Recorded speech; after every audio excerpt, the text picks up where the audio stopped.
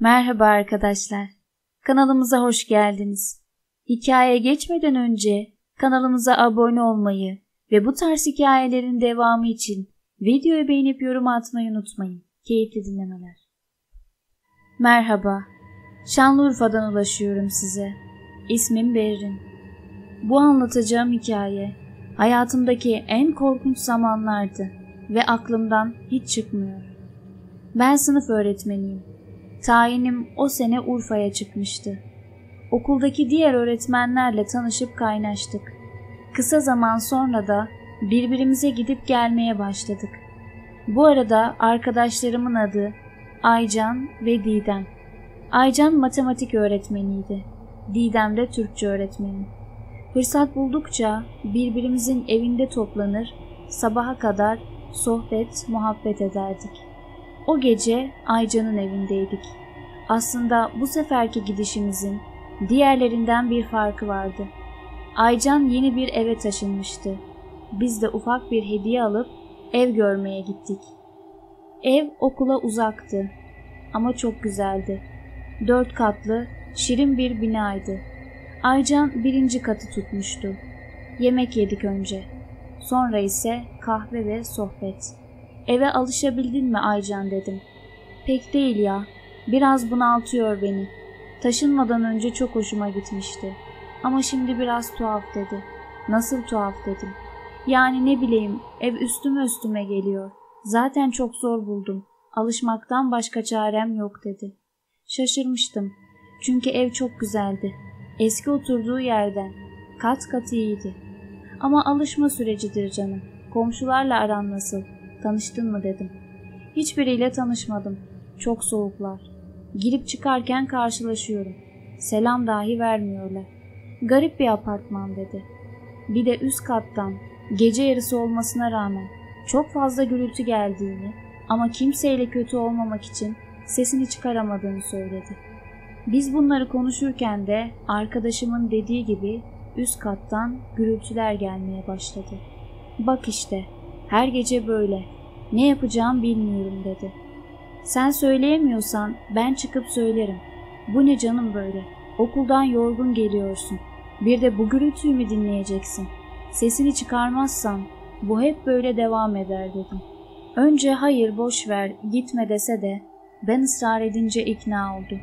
Ama güzel bir dille anlat. Kötü olmayalım dedi. Tamam, merak etme dedim. Merdivenlerden bir üst kata çıkmaya başladım. Çıktıkça o gürültü artıyordu. Bağırma sesi gibi ama kavga değil. Bağıra bağıra bir şeyler konuşuluyordu evde. Kapının önüne gelince durdum. Sesler netleşmişti ama tam anlayamıyordum. Birden fazla kişi aynı anda aynı şeyleri yüksek bir sesle tekrar ediyordu. Bunu anlayabilmiştim. Kapıyı tıklattım yavaşça. Duymadılar. Sesler devam ediyordu. Biraz daha sert vurdum. Sesler kesildi. Duymuşlardı geldiğimi. Kapının merceğinde bir siyahlık oldu. İçeriden bana bakıyorlardı anlaşılan. Önce açmadılar. Kapının arkasından fısır fısır sesler geliyordu.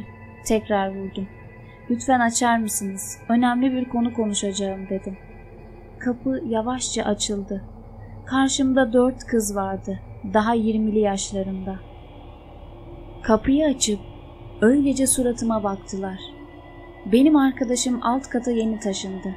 Bu şekilde tanışmak istemezdik. Ama sizin evden çok fazla gürültü geliyor dedim. Kızlar hiçbir şey demeden kapıyı suratıma kapattı. Kaldım öylece. Daha hızlı vurdum kapıya. Bu sefer sinirlenmiştim. Vurmaya devam edince kızlar tekrar açtı. Ve bir tanesi git yoksa elimizde kalırsın diye üstüme yürüdü. Manyak mısınız siz? Polis mi çağıralım illaki? İnsan gibi konuşmaya geldim dedim. O anda arkada gözüken kız kapıyı sonuna kadar açtı. Evin içi net bir şekilde gözüktü. Benim dikkatimi arkadaki ayna çekmişti. Aynanın üstünde kırmızı kan gibi şeyler vardı. Boya mı, ruj mu yoksa başka bir şey mi o mesafeden tam net göremedim. Ama değişik şekiller vardı. "Defol buradan," dedi kapıyı açan kız.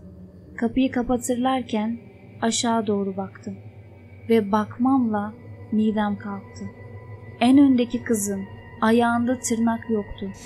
Altında kırmızı, kanlı et gözüküyordu. Parmaklarının hiçbirinde tırnak yoktu. Onu görünce daha fazla uzatmadım. Hemen koşarak aşağı indim. Kapıyı açtıklarında ayakkabılarımı bile çıkarmadan içeri girdim. İkisi de merak ve şaşkınlıkla bana bakıyordu. Ne olduğunu sordular. Ben de anlattım. İlk kez tırnaksız bir parmak görmüştüm ve çok kötüydü. Bir insanın neden tırnakları olmaz? Daha doğrusu vardı ama yerinden çıkarılmış gibiydi. Çünkü kanlıydı ve tırnak yeri etin üstünde belli oluyordu. İkisi de yorum yapamıyordu. Benim gibi şaşkınlardı. "Aycan, sana demiştim, keşke gitmeseydin," dedi. "Senin için gittim Aycan. Nereden bileyim bunların manyak olduğunu," dedim. Balkona geçip birer sigara içtik. Kafamız dağılsın diye de başka konulardan söz etmeye başladık. İçeri geçince ben bir elimi yüzümü yıkayayım deyip lavaboya girdim. Sonra kapıyı kapatıp çıktım. 1-2 adım atmıştım ki banyodan bir cam kırılma sesi geldi. Bir çığlık attım. Kızlar hemen koştu yanıma. Banyoyu gösterdim elimle. Girip baktılar. Ayna patlamış. Etraf cam kırıklarıyla doluydu. Nasıl oldu anlayamadım. "Elimi yüzümü yıkayıp çıktım sadece," dedim. Aycan da ortamı yumuşatmak için "Güzelliğine dayanamadı herhalde," dedi. Güldük. Camları temizledik. Tekrar içeri geçtik. "Ne biçim bir gün bu ya," dedim. Olayın sebebini bir türlü anlayamadık. Televizyon açtık. Film var mı diye kanalları gezdik. Hiçbir şey bulamadık. Aycan bir şey yokmuş deyip kapattı televizyonu. Kumandayı da masaya koydu. O an televizyon tekrar açıldı. Kendiliğinden. Aycan korkarak kumandayı aldı. Tekrar kapattı. Televizyon da tekrar açıldı. Biz korkuyla birbirimize baktık. Aycan kendini biraz toplayıp kalktı. Fişini çekti televizyonu. "O neydi öyle ya," dedi. "Bozuldu mu, ne oldu buna," dedi. Anlayamadım. Tekrar balkona çıktık. Korkudan içeri girmek istemiyordum. Ama belli de demiyordum. Onlar girince ben de girdim. Onlar yine havadan sudan konuşmaya başladı.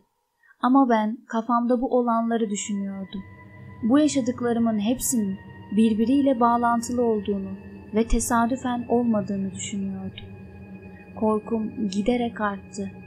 Aycan halimi fark edip "Ne oldu ya, korktun mu yoksa?" dedi. "Yok, korkmak değil de bütün bu olanlar neydi?" dedim. Aycan içeriden iskambil kartları getirdi. "Hadi bakalım biraz oynayalım. Uykumuz açılsın. Takılmayın böyle şeylere," dedi. Salonda büyük bir yemek masası vardı. Oraya geçtik. Oynamaya başladık. Pek bilmezdim iskambil kartlarını. Pişti, papaz kimde gibi basit şeyleri biliyordum sadece. Papaz kimde oynuyorduk. Papaz kartı bana çıkmıştı. Oyunu bilmeyenler için söylüyorum. Herkes birbirinin elinden ne olduğunu bilmediği kartları çekiyor. Elimizdeki kağıtlar çift olduğunda onları atıyoruz. Ve en son papaz kimin elinde kalıyorsa o yenilmiş oluyor. Kartları ben Aycan'a, Aycan Didem'e veriyor. Ben de Didem'den çekerek oyunu devam ettiriyoruz. Aycan elimden kart almak için uzandı. Ben papaz kartını ortaya koymuştum. Aycan en baştaki kartı seçti. Ben elimdeki kartları karıştırmak için baktığımda papaz kartının en sona geçtiğini gördüm. Ortaya koyduğuma emindim. Tekrar karıştırdım. Çekme sırası bana gelince en baştaki kartı seçtim. Açıp baktım. Papaz gelmişti. Ama papaz bendeydi. Diğer kağıtlara baktım. Papaz yok. Korkudan kartları fırlattım masaya. "Ben oynamak istemiyorum. Çok sıkıldım," dedim. "Tamam," dediler. Koltuklara oturduk tekrar. Stresten bacağım sürekli sallanıyordu. Sehpadan içeceğimi aldım. 1-2 yudum içtim. Aycan tekrar televizyonu açmak istedi. Hemen engel oldum. "Boş ver, açma," dedim. Ama dinlemedi. Tekrar bakalım, bir şeyler buluruz belki dedi. Televizyonu açtı. Sırayla kanalları geçiyordu. Bir kanal buldu. Bir tarih belgeseli. Bunu izleyelim bari dedi. O anda televizyon kapandı. Ben burada daha fazla kalmak istemiyorum. Gideceğim ben dedim. Didem de kalktı. Ben de korkmaya başladım. Biz gidelim en iyisi dedi. Aycan kalın bu gece falan dese de biz gitmekte kararlıydık. Ayakkabılarımı giydim. Kapıya doğru yöneldim. Ama kapı açılmadı. Zorladım tüm gücümle. Ama açamadım. Aycan ben bir bakayım dedi. O da açamadı. Anahtar üstündeydi. Her iki tarafa da çevirerek denedik. Açılmıyordu. Ağlamamak için zor tuttum kendimi. Hepimiz de denedik. Hiç kimse açamadı. Allah'ım sen yardım et dedim. Çaresizce tekrar içeri girdik. Ne oluyor bu evde Aycan? Sen daha önce böyle şeyler yaşamış mıydın dedim. Hayır, yaşamamıştım. İlk kez böyle şeyler oluyor dedim. Ne yapacağımı bilemez halde evin ortasında kalmıştım. Ne kalabiliyordum ne de gidebiliyordum. Aycan yine burada kalın diye ısrar etmeye başladı. Ama ben bir şekilde çıkmamız lazım. Gerekirse çilingir çağırırız. Sen de benimle gel. Ben de kal dedim.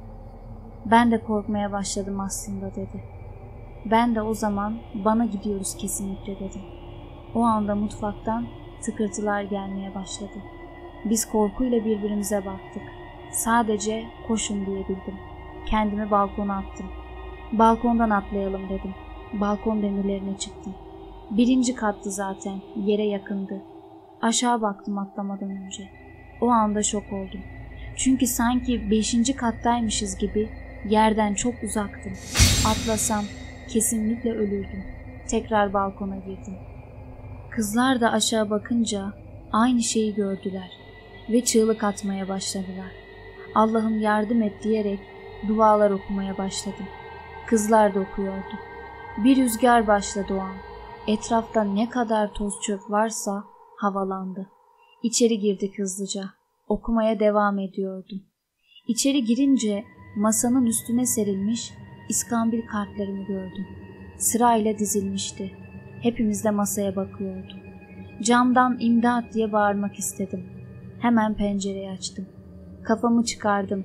İmdat diye bağıracak oldum ama sesim çıkmıyordu. Ne kadar bağırsam da sesim asla duyulmuyordu. Pencereyi tekrar kapattım. Şimdi konuşabiliyordum. Ağlamaya başladım. O anda kapı çaldı. Hem korku hem de umut oluştu içimde. Ya yine korkunç şeyler yaşayacaktık ya da biri sesimizi duyup gelmişti ve bizi kurtarabilirdi. İkinci seçeneğin olduğunu umut ederek koştuk kapıya. Kapı hala açılmıyordu. Yardım edin. Ne olur sesimizi duyuyor musunuz dedim. Kapının arkasındaki ses, size artık hiç kimse yardım edemez dedi. Bu ses üst kattaki kızın sesiydi. Sonra da gittiler. Ağlamaktan halim kalmamıştı. Ne telefonlarımız çekiyordu ne sesimiz duyuluyordu. Didem burada ölüp gideceğiz diye ağlamaya başladı. Onu sakinleştirecek durumda değildim. Çünkü aynı korkuları ben de yaşıyordum. Aycan'a evde Kur'an olup olmadığını sordum. Yok dedi. Salona geçtik tekrar. Her yerim titriyordu. Ölüm ensemdeydi. O kadar yakın hissediyordum. Evin ışıkları yanıp yanıp sönmeye başladı. Gözlerimi kapattım. Hiçbir şey görmek istemiyordum. Bildiğim tüm duaları okuyordum. O sırada büyük bir mucize oldu. O mucizeyi anlatmadan önce lisedeki zamanlarımdan bahsetmek istiyorum. Sebebini daha iyi anlayacaksınız. Ben lisedeyken namaza başlamıştım. Sonra bıraktım. Ama namaz kıldığım dönemler saatlerce dua ederdim. Başımı secdeden kaldırmazdım. Annem bazen secdede uyuyakaldım sanırdı. Uzun uzun dualar ederdim. Tanıdığım kimseye atlamadan, herkesin derdinin devası için Allah'a yalvarırdım. Ve cinler için de dua ederdim. Allah'ım sen cin kardeşlerimize de yardım et. Doğru yolundan şaşırtma. Müslüman cinlerin yardımcısı ol. Diğerlerinin de hidayete ermelerine yardımcı ol. Sıkıntılarını dertlerini al ya Rabbim derdim. Yani bir insana dua eder gibi onlara da aynı duaları yapardım. İşte o gün beni kurtaran bu dualarımdı, biliyorum. Biz orada çığlıklar atarak dua ediyorduk. O sırada salona kara bir kedi girdi. Üstümüze doğru yaklaşmaya başladı. Ama inanın o kadar korkunç gözüküyordu ki gözlerine bakamıyorduk. Ben Nas Felak okuyordum sesli bir şekilde. Bir ses duydum. O duayı okursan hiç gitmem dedi ses. Ben sustum. Kedi öylece duruyordu. Hani saldırmadan önce kedilerin tüyleri dimdik olur, kuyrukları havadadır ve değişik sesler çıkarır. Kedi o haldeydi. Bize saldırması an meselesiydi. Bayılacağımı hissetmeye başladım. Dizlerimde derman kalmamıştı. O sırada kedi birden kaçmaya başladı. Koridora doğru bir şeyden korkmuş gibi kaçtı. Işıkların yanıp sönmesi geçti. Birbirimize baktık. Kalbimin atışını duyuyordum. Kendimi koltuğa attım. Bayılacaktım çünkü. Başım dönmeye başladı. Kapının oradan siyah bir şey bize gülümsedi. Gözleri kırmızı, elleri kolları uzun. Bir parmağı bir el boyunda. Yazarken bile titriyorum. Ve o şey bana gülümseyerek kayboldu. Ama kızlar görmemiş o şeyi. Sadece ben görmüştüm. Başımın dönmesi geçince kapıya koştum. Ve kapı önüne geldiğinde kendiliğinden açıldı. Kızlar da peşimden koştu ve dışarı çıktık. Eve doğru baktım. Bütün ışıklar yanıyordu. Tek bir ışık hariç. O da üst kattaki kızların ışığı. O ışık yanmıyordu. Camlarında değişik silüette yansımalar gözüküyordu. Karanlık olduğu için seçemedim. Hemen arabaya bindik ve benim evime geldik. Didem'le Aycan ağlıyordu hala. Ben bir hocaya gitmeyi düşündüm. O gün sabaha kadar arkadaşlarımı aradım. Hoca tanıyorlar mı diye. Kimse tanımıyordu. İnternetten araştırmaya başladım. Ve bir forumda yazılmış yorumu gördüm. Urfa'daki bir hocayı övüyordu. Altına da hocanın numarasını yazmıştı. Hemen aradım. Biliyorum riskli bir şey yapmıştım. Ama başka da çarem yoktu. Hocayla konuştum ve o gün görüşmek için yanına gittik. Hoca bize baktı ve biz daha bir şey anlatmadan her şeyi söyledi. Sizin apartmanınızda şeytana tapanlar var. Bunlar her gece cinlerle irtibatta, hem de en zalim olanlarıyla. Size kinlenmişler ve cinleri musallat etmişler. Bu kabile musallat olunca insanı öldürmeden bırakmaz. Cühenna kabilesi dedi. İnsanlardan nefret eder. Ama sizi Mürre kurtarmış dedi. Kızlar şaşkınlıkla dinliyordu. Didem sordu. Hocam Cühenna ne demek? Mürre ne demek dedi. Kızım, Cühenna cin kabilesinin adı. Mürre de cinlerin padişahı. Mürre Müslümandır. Bütün cinler ondan korkar. Mürre sizi kurtarmış dedi. Sonra bana dönüp senin duaların sayesinde dedi. Sen cinlere bile dua ediyormuşsun. Mürre bunları duyuyormuş. O yüzden seni korumuş dedi. Siz zaten kurtulmuşsunuz. Benim bir şey yapmama gerek kalmamış dedi. Zaten Mürre'den daha güçlü bir şey yapamam. Siz artık koruma altındasınız. Cinler size zarar veremez dedi. Ben hem rahatlamıştım hem de çok duygulanmıştım. Hocanın yanından çıkınca kızlar bana meselenin aslını sordu. Ben de ettiğim duaları anlattım. O günden sonra Aycan o eve gitmedi. Yeni ev bulana kadar bende kaldı. Kısa süre sonra da taşındı zaten. Ben ise tekrar namaza başladım ve dualarımda onları asla unutmuyorum. Hikayemiz buraya kadardı. Bir sonraki hikayelerde buluşuncaya dek hoşça kalın.